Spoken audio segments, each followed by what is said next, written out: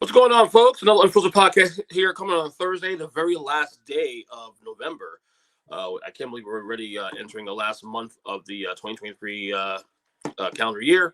Also, the end of the football season, like the stretch run. I call this the pennant. Like normally after Thanksgiving is what I call the pennant run for the NFL.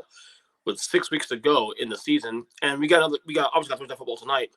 So because of that, I want to take another look at the playoff picture right now as we enter tonight's Seahawks Cowboys game.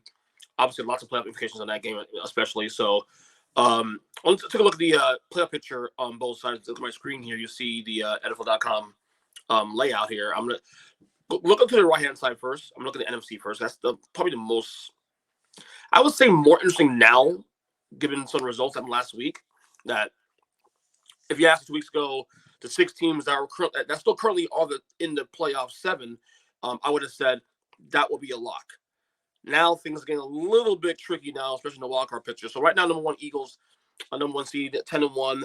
They'll obviously they were close to playoff spot last week with a win over the who they played this week. They played Buffalo, right? So they're locked in the playoffs. Most likely the 1 seed, although they got 2 tough games coming up. They got the Niners this week, and then the Cowboys again. In week 14, so that should be interesting. So what happens there? Niners are 2 seed currently, 8-3. So this week, obviously they play Eagles this week, so we saw how that game plays out. The Lions are a tough loss against Green Bay on Thanksgiving. That's going to be an interesting situation now for them going forward. Right now, the 4th seed now currently is the NFC South leading Atlanta Falcons. Putrid, 5-6. Saints also 5-6 is all right there with them.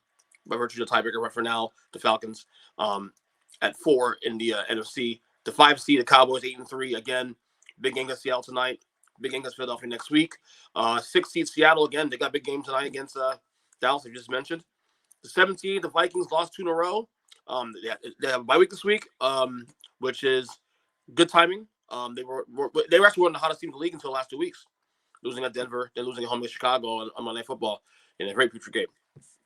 Now, I said that the NFC picture is getting a little bit interesting now because all of a sudden Green Bay is not 1-2 in a row. They're only now half game behind Minnesota. And if I'm not mistaken, Green Bay has 2 games against Minnesota coming up this year on the docket. So that could say a lot.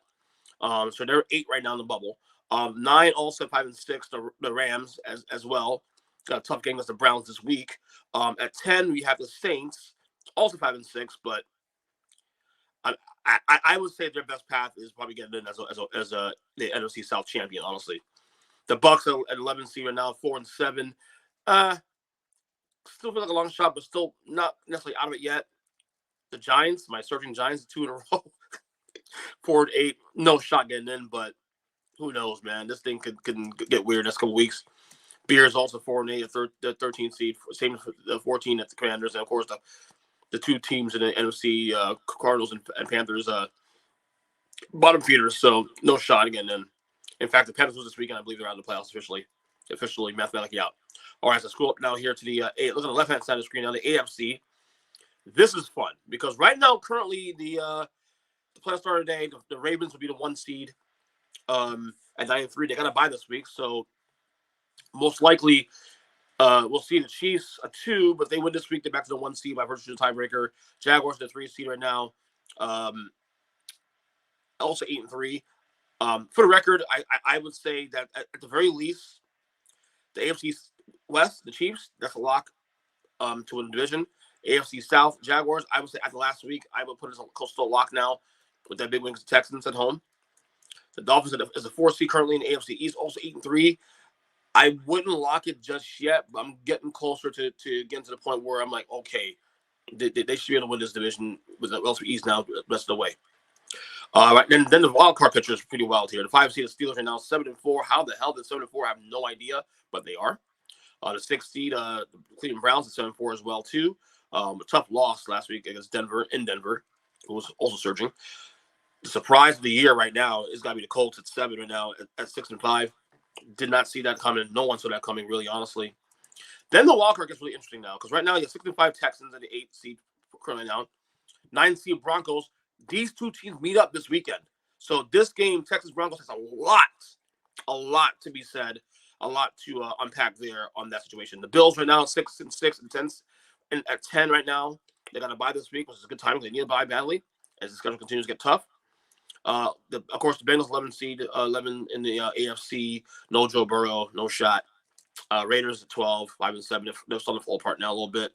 Chargers at 13, 4-7. That's going to be a dumpster fire now. Brandon Staley's definitely on the hot seat. And of course, the Titans at 4-7 as well, 14. The Jets 15, 4-7. By the way, the rumors Aaron Rodgers coming back. Why? Why would Aaron Rodgers do that? It's stupid. Makes no sense. And of course, the Pats at 16 and the AFC at 2-9. And they are obviously absolutely a dumpster fire as well in the AFC. So there's the breakdown for the playoff picture. We'll probably do this every week going forward on this feed.